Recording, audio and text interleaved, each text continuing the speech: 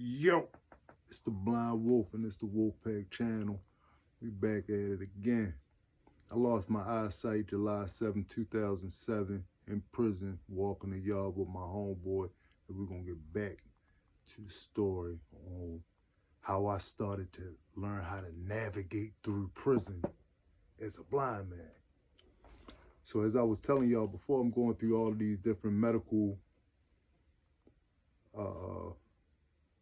trips back and forth from the penitentiary down to the hospital, and I'm learning about my disability, and I find out that I have something called a depth perception problem. Now, I started really having to learn my steps from my cell to the first step of the steps going up and down the steps in the penitentiary, and then the steps on the landing, then going to the next set of steps, going up and down the steps. Just getting that into a rhythm. Then walking from the steps to out the door was a whole nother set of steps that I had to learn. So it's like different portions of the prison that I'm putting together like a little puzzle. All right, take this many steps to get here, this many steps to get here. I go up and down this many flights of steps to get to wherever it is that I need to go. So instead of, really looking at this stuff with my eyes, because some days are better than others. And that is something that is very important to know about glaucoma patients. Some days, it seems like it's a little clear and you can see your hand in front of your face good. And some days it's so cloudy you can't even see your fingertips. So I learned my steps from basically from my cell to the cafeteria first. That was the toughest task. Getting to the yard was going to be a little easier because 9 times out of 10, if we're going to be going to the yard, I'm going with some people that I'm going to go work out with anyway. So we're going to be walking in a rhythm, and I'll be able to like look at somebody, because at this point I can still see people real good, but not as good as I could when I had 20/20 vision. But I'm noticing that people look way closer than what they really are, and things look way closer than what it really is. So, and this is a part of this depth perception problem that I was having. So if I was to go to reach out for the rail to the to the like banister in front of your cell where you can like lean over and hold your arms on the bars and laying out and whatever, talking to people, looking around, that's just what dudes do. So I would go to reach out for this stuff and I wouldn't be able to touch it. I'm like, man, what the? So I had to learn that, yeah, it may look close, but it's much further away. So I had to learn how to put this stuff together. And this was a different way of learning, because, you used to seeing something one way, you go to reach out for it with normal thoughts that where you're seeing it at, you just grab it and your mind kind of like work like that naturally. But when all of that's off, it really throws you off, because you'll feel whatever it is that you're looking at in front of you under your arm.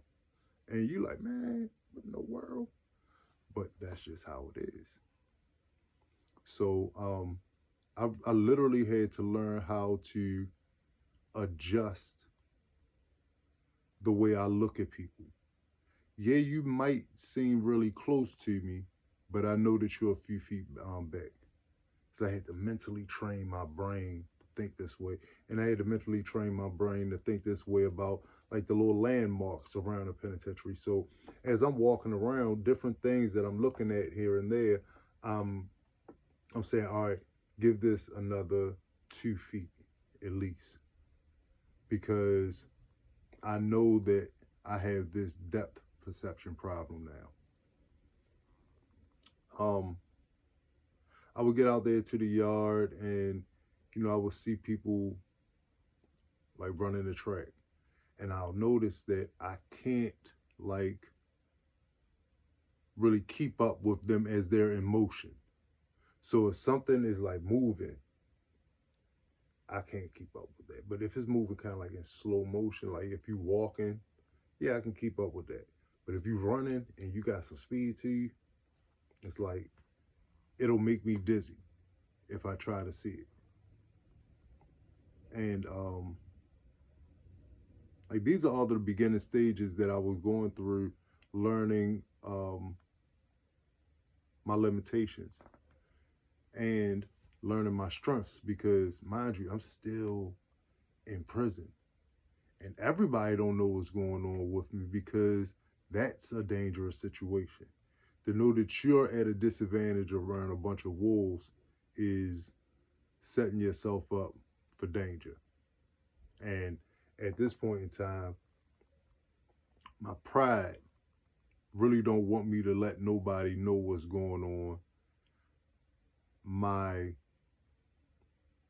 fear of being chained to a bed or chained to a pole or something and not being able to move, from the horror stories that I've heard about, being in the hospital in a penitentiary, sticks in my mind. So I got a lot of things that I don't want to happen while I already have this happening. And there's no way that nobody can tell me that these are things that you can just brush off your shoulder and just be like, well, all right, I got to do what I got to do. No, this is something that's going to play psychological mental games with you. It's going to have you mad. It's going to have you sad. It's going to have you concerned, worried. It's going to have your brain all over the place, let alone the fact that you still got to deal with all the different things that's going on inside of a penitentiary. And who wants to add on to that problem?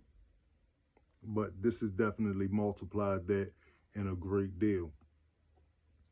I'm learning how to really like get to the weight pile. Man, going through the gate actually became a problem. I actually scraped my arms up quite a few times, just walking through the gate, not being able to really navigate. Some of the gates had the little latches, and they would put padlocks on the latch so that when they did have the yard closed, you couldn't lift the little latch up. But sometimes as we would be walking through the yard, that latch would be down, and I'm already at a disadvantage, so sometimes I can't see that.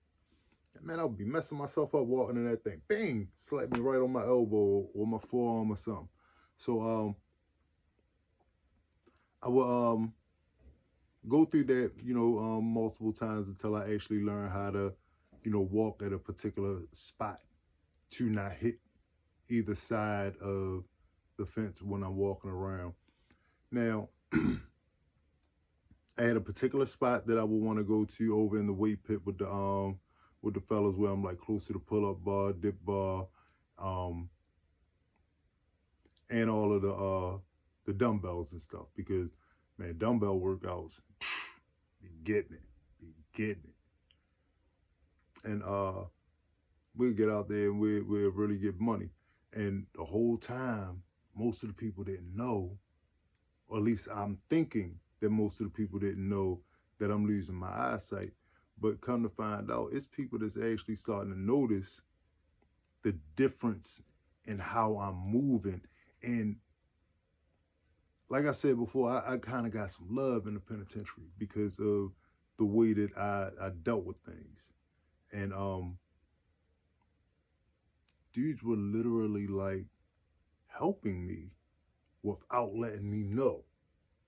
That they can see something wrong, but they don't know what's wrong. Sliding off of things a little bit, I was talking to a homeboy of mine yesterday, and he was telling me that he was proud of me about getting this stuff started. And he was reminding me on how he noticed how I was walking different when we was over to jail. And that's what put this in the mind as I'm talking to y'all today. Like, people were actually noticing the change in my steps. So I'm actually, in my opinion, maneuvering well inside the penitentiary for somebody that really don't belong walking the compound. I really did belong in a hospital, somewhere that was a lot more blind friendly, should I say. Um,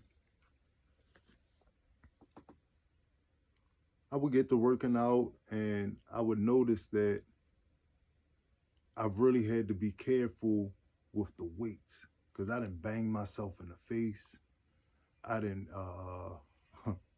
walked into things on the weight pile, you know, just trying to learn how to still be inside as a normal dude, having recreation, being around the rest of the fellas, laughing and joking and, doing what we do on the weight pit. Um, it worked out well for me. It worked out well for me. It showed me that, even though I was going through what I was going through, I was resilient. I may go through this bump, I may go through this bruise, but I'm not gonna let none of this stuff stop me. And it didn't stop me. It did build up my confidence for walking around. Cause when I first came back from the hospital and all of this stuff was going on, I was nervous as I don't know what about just leaving from my cell going to the cafeteria. Let alone leaving from my cell going to the cafeteria, going to the yard, and being involved with some of the activities that you can be involved in on the yard. Not to mentioning all of the prison politics that can happen. Because you may be trying to just do this, that, and the third, don't mean the prison politics stop. What's going on inside there. Respect is a major deal. So just because I'm going through my situation don't mean that stops. Because I got into some altercations in the early parts of this, and one of those was I was in the shower, and I was with over the penitentiary. It's a huge shower area. It's I don't know how many shower stalls in there. Well, it's not stalls. It's just showers, and it's lined up in a row. It goes kind of like a C inside of the shower area. And me and a few of my homeboys, we walked on street side part of the shower to go smoke some grass. And as we're going to go smoke some grass, I walked past somebody where you sit, or it's like a stone bench, and you kind of like sit your towel and all your other stuff on there, and it's a shower in front of you that you'll go and use. So, dude, he getting his stuff together, and I walk past him. And this is how easy a beef can pop off in prison. I walk past him, and I even say, "Excuse me," as I'm walking past him. Never touched him, and had some distance away from him. Or he felt some kind of way. Or I walked near him while he was getting himself together for the shower or from the shower. I don't know which one he was doing. So he turned around and he like, "Hey, you, come here." So I turned around. I'm trying to figure out who he talking to. So he looking directly at me and he pointing at me. So I'm like, "You talking to me?" So he like, "Yeah." So we getting ready to get it right then and there. My homeboy, this will let me know that other people was really starting to notice that it was something going on with me. My homeboy Beans, he ran and he jumped up. He was like, "Oh, calm down, calm down, calm down. Red Dud, chill for a minute." That's what they used to call me in prison, Red Dud. Like, "Red Dud, chill for a minute." So he went to go holler at the dude, and he went to let the dude know, like, it's something going on with me. And my close homeboys, they knew this. Like, they was really watching, but they wasn't saying nothing to me about it. But they was on it, and they wasn't getting ready to let nothing happen without them, kind of like being there first. So this situation kind of got diffused, and we went back there. We smoked and we did our little thing, for whatever, whatever. And then he pulled me to the side. He like, look, yo, I know you got a lot going on right now, and I know it's some things that you really not bringing to everybody's attention. I just want you to know that I see you and I got you. I'm like, man, that's crazy. And I'm thinking to myself, like, people really can see this? Like, it's visible? Blindness is visible? Well, evidently it is. And I learned that blessings, they come to you, you know, when you least expect it. You may get a lot of the talk back and forth to you like, well, you need to change this in your life. You need to change that in your life. Whereas, so you might be the most morally upstanding person in the room, but you got a lot of negative people that want you to change because they see the positivity in you.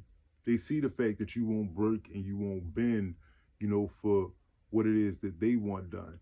But they want you to break and to bend and become a more negative person as opposed to being positive and standing firm on that positivity.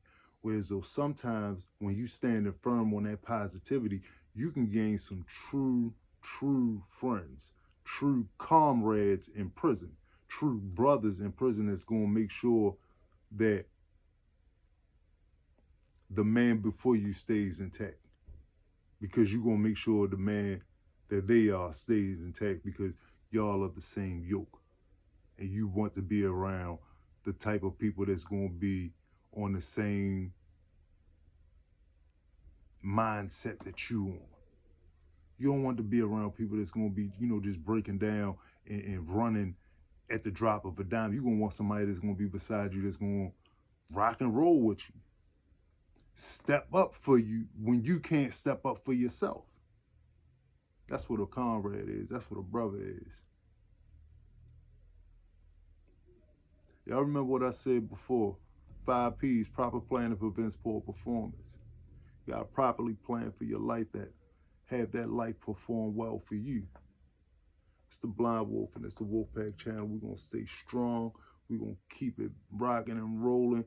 We ain't getting ready to stop none of this, and we're gonna keep on learning about my journey through prison, how I learned how to live as a blind person in prison, being around people that actually, you know, step up for you, people that try to con you, scam you. Don't matter if you're blind, all of that stuff is coming. All of that stuff is coming. Beefs, all that's coming. Don't matter if you're blind, you're in prison. And this is a life that you don't want to live. Trust me, I know. Stay strong, be positive, and remember, you diamond. Can't be crushed, can't be burnt. You done been through the fire and you done been through the pressure. Man, you diamond. Y'all be good.